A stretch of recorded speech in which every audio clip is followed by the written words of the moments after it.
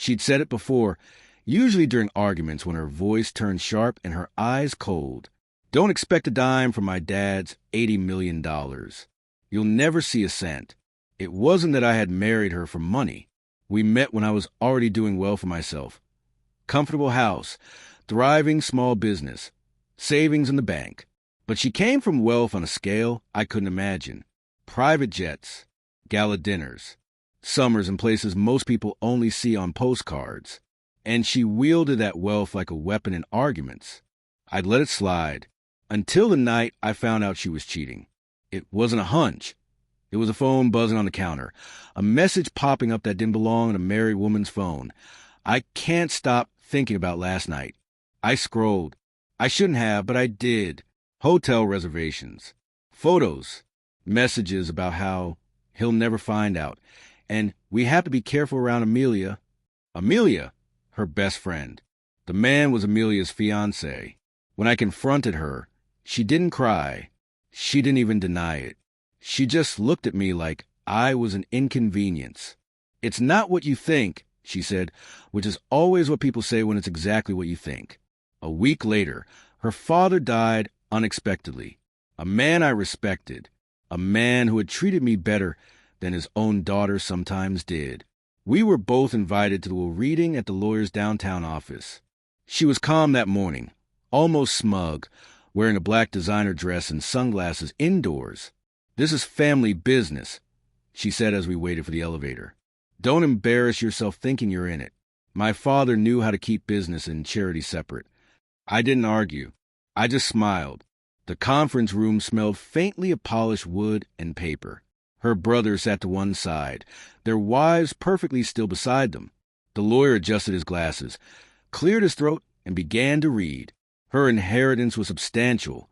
Multiple properties, a trust fund, a percentage of the family company. She smirked at me as if to say, "Told you so." And then the lawyer continued. "And to my son-in-law, Mark." The room shifted. I could feel her eyes dart toward me, confusion spilling into her perfect composure. "I leave controlling interest in my shares of Whitmore Holdings, currently valued at $42 million, as well as a deed to the Lakewood estate." Her lips parted, but no sound came out. The lawyer went on. "This decision is made in recognition of Mark's loyalty, integrity, and the unwavering respect he has shown me over the years, even when my daughter did not."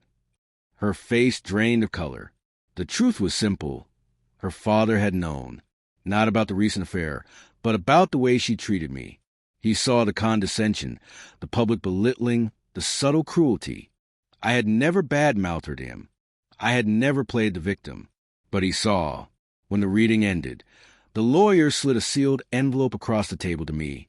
On the outside, in her father's handwriting, were the words, "For after the truth comes out."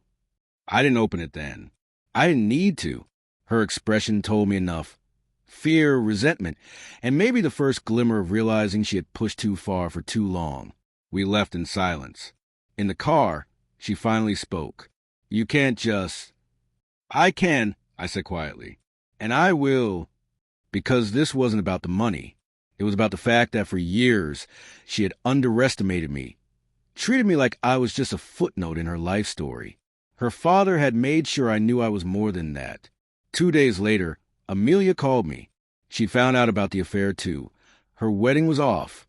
She sent me messages, pictures, proof. I didn't need them for myself anymore, but I made sure her brothers saw them. Her position in the family shifted overnight.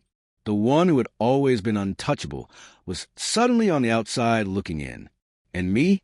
I didn't just inherit property or company shares. I inherited freedom. Freedom from a woman who thought money could buy the right to disrespect, and the power to walk away knowing I didn't have to raise my voice to win.